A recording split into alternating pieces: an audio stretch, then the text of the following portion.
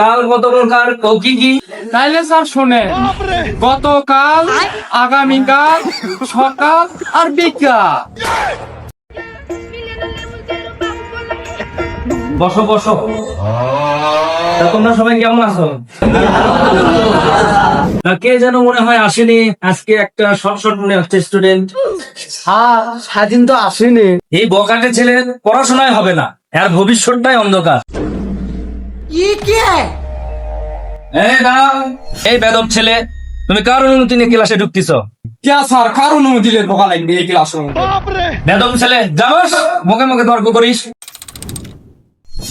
শালা, এক তো আজকে শিক্ষা দেওয়া লাগবে, উচিত শিক্ষা, মুখে মুখে তর্ক করে।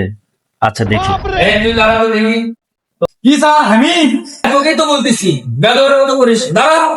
আমি দাঁড়াতে পারবো না। আপনি ওর খেয়ে পান। মুখে মুখে কথা বলিস। এই লাঠি রাখ তো, দেখি তো আর কি হয়েছে।